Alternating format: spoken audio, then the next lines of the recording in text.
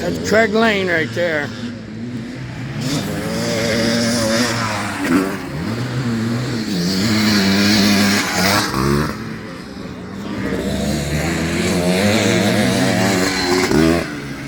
Another Maico.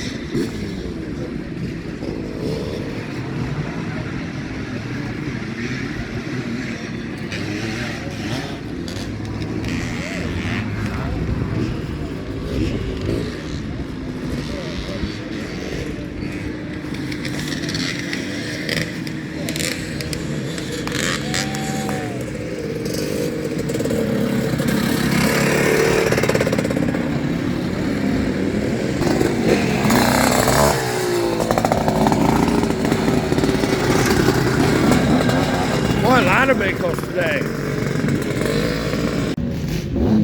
Still here at Lamoka. We're talking to the people. We've seen a bunch of races. We're going back racing. Tell us your name. That Abdo? What's the bike? This is a 1978 YZ 125 that my son Nick rides.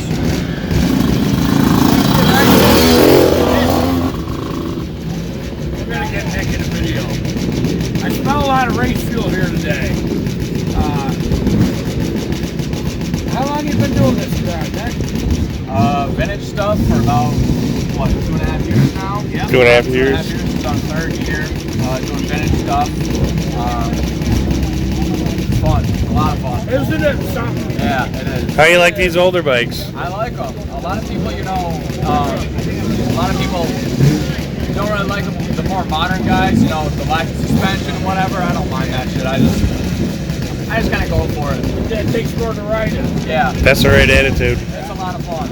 Yeah, it is. He has modern bikes as well. We ran the track for a couple of years, and then he got hurt pretty bad, and we decided to back off, and then we got into vintage race. I raced these when they were new. I started racing in '73. So I started in 77. yeah. It's a lot of fun. This is the atmosphere here is fun. It's very laid back. It's just enjoyable to be here. The people are wonderful in this sport, aren't they? Yes. And that's the big thing for me on vintage bikes too, is because when I was racing modern bikes, you know, I'm putting a pretty big amount of pressure on myself and pressuring myself to go faster, and that ended up getting me hurt. And now I'm doing other stuff. I go to college, I run track in college. And, excellent. yeah, so now I can come here and ride a vintage bike, still have a good time, and it's not as risky, but it's still just as much fun. Yeah, it's a riot. What's nice with the vintage, if you got something kind of screwed up, somebody left parts, it'll help you with it. Yeah. That's what we do as well. I have a shop as well.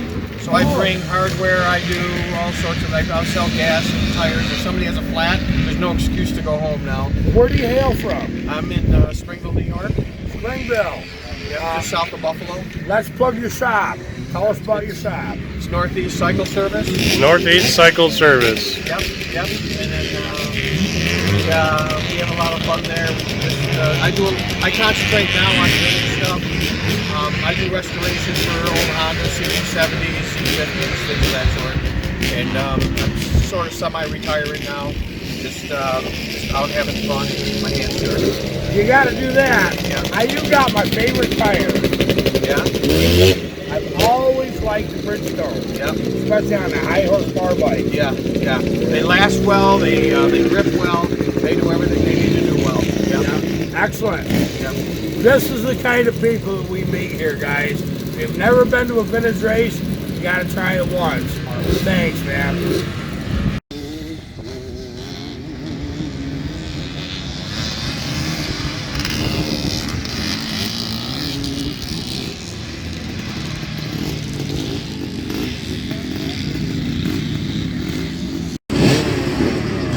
how we start him here.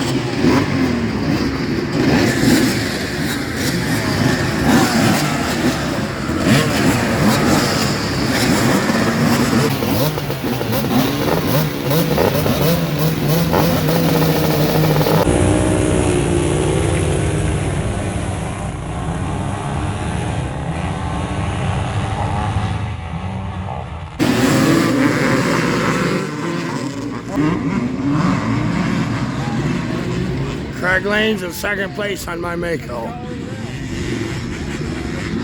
This ought to be freaking interesting.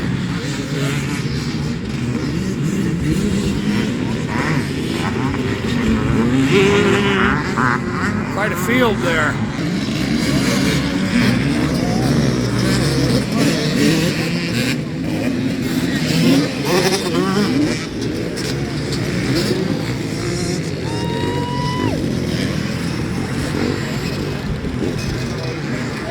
I love it when these guys see themselves on YouTube. It makes me feel so good.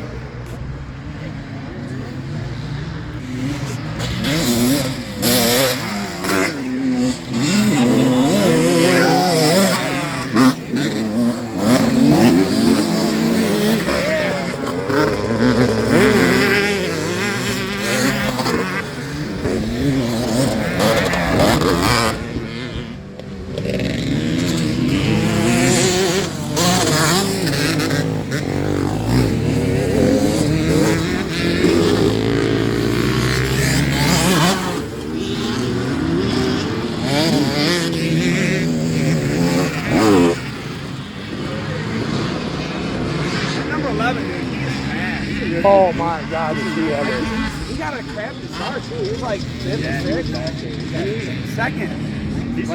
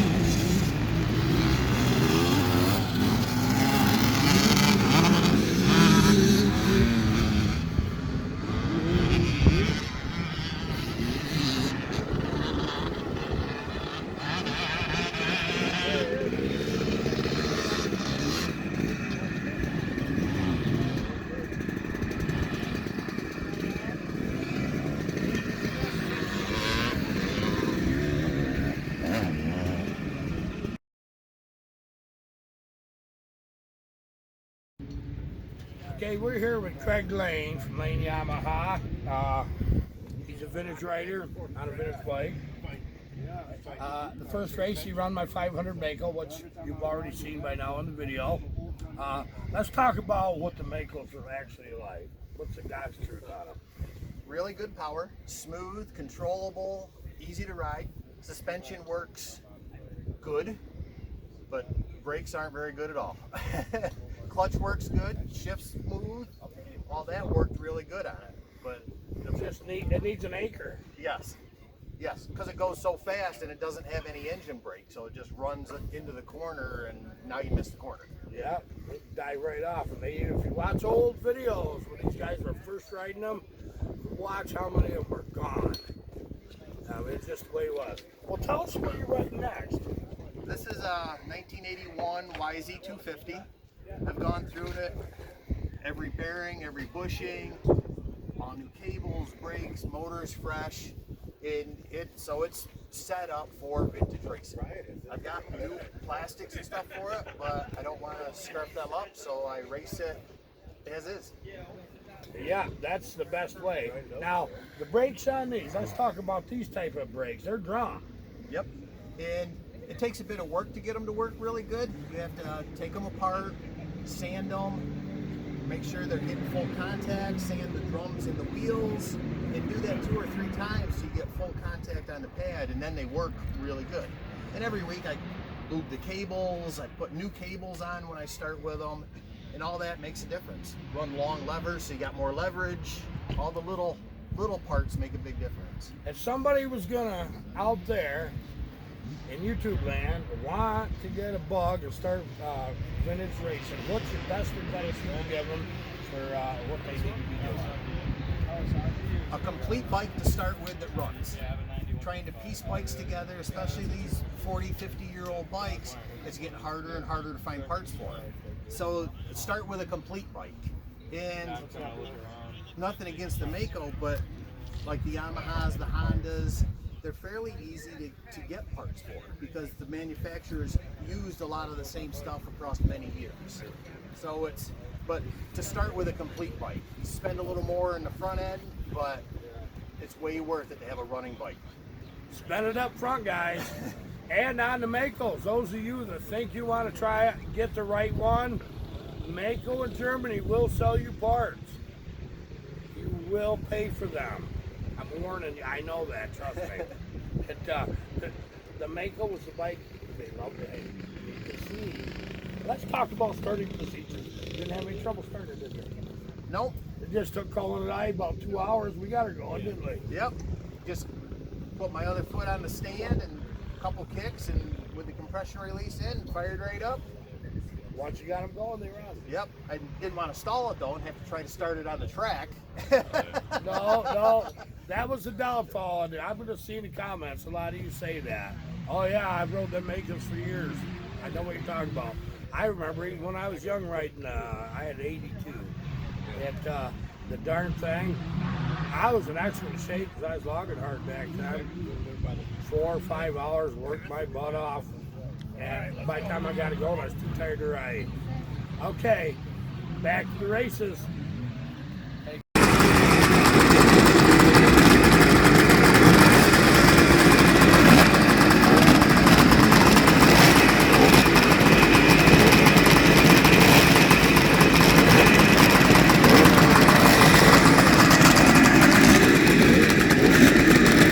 Tim Barnes right there.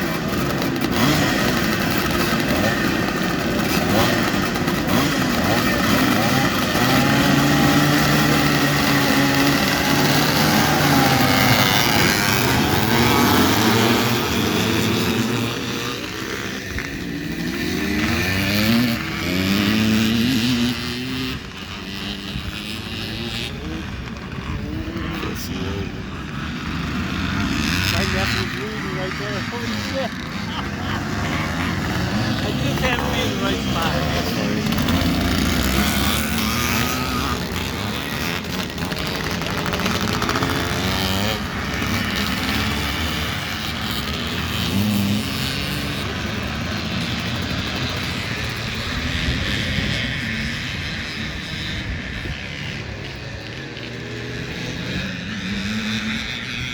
Okay, guys, if you want to try it out, here's your shot. She's for sale. She's a beauty.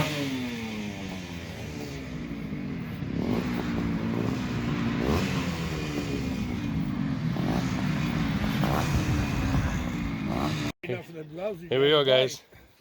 Honda Elsinore CR250M. She's a peach. It's all yours if you want it. He says he'll even throw in the gloves. Sure, brother.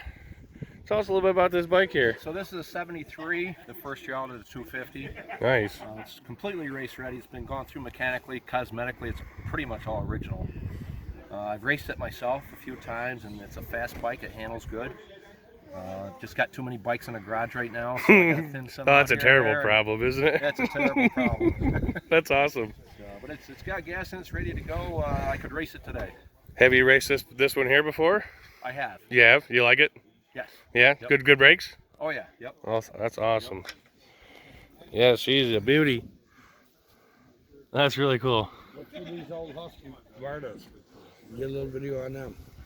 These are yours here too? Those are mine as well. Yeah, well, come over. Look at this, guys. Oh, Huskies. Yeah.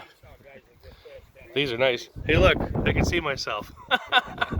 That's really cool. These are a nice pair of bikes here. How you like riding these? These are a blast. These are open class bikes. Okay, yeah. This is a 73 450 WR. Pretty much all original bike. It's been a fun bike. I've raced this one for several years and I just have a lot of fun on it. And then the other bike is a 77 390 CR, which is the very first year of the 390 engine. Oh, yeah. This was also the first year with a long travel suspension for Husqvarna. Does that help? Oh, absolutely. Yeah? Yeah, these two are like night and day. Yeah. Front end like to come up a little bit, you know? Yeah. Yeah, Yeah. This thing, it's a wheelie monster. That's awesome. Yes. But that's half the fun too, ain't it? That's half the fun, yeah. Your little signature here. So this bike was ridden at Mid-Ohio's by Malcolm Smith. Oh, awesome. And also the other signature is Ty Davis. He was a pro rider for Husqvarna in 2010. So he rode the bike as well. That's cool. That's really awesome. Well, there you go. That's the kind of people we bring down here, people. Awesome bikes, awesome people, awesome atmosphere. Hey, thanks for your time, man. I appreciate it. Thank you. I appreciate it.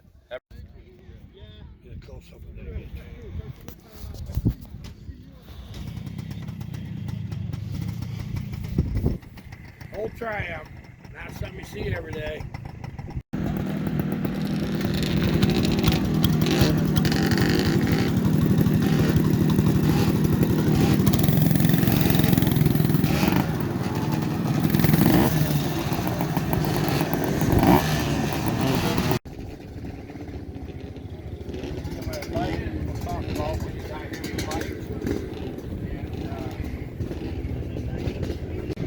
Alright, we seen a way cool pair of bikes here.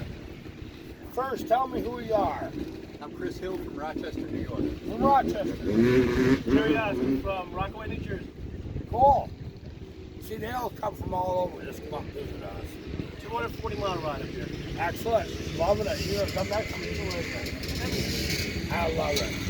Okay, so this Maico right here is like, what's that? This is a 1974 and a half. The Maico GP 250. 1974 and a half. GP 250. Grand Prix. These ones had a transfer chain to run from the motor to the transmission. Way back in the day, the people didn't realize what that was all about. And you could buy them awful cheap when they threw that chain through that case. I bought more than one that way. What's this other one? So this is also to 1974. It's just a regular 1974, 250. shocks. The shocks are a little bit more rear mounted, whereas this is the first, very beginning of moving them forward, going a little little bit longer for travel. These are both 250s. Both 250s. This is really where it started for most people like my age, with these bikes. And I'll tell you, they were a wild ride. In today's world, they're just way cool wild rides. Yeah. You don't see them every day. We don't want fleet vehicles. We want something nobody else has. That's what it's like. How's the track today? Track is old school rough and rocky. It's got a little bit of everything. It's got dust up here, dip down below, it's a little wet, like what, 3 mud puddles, Chris? Yep. And then rocks everywhere. Yep. A lot of rocks. But it's nice. It's fun, fast, sweep and turns.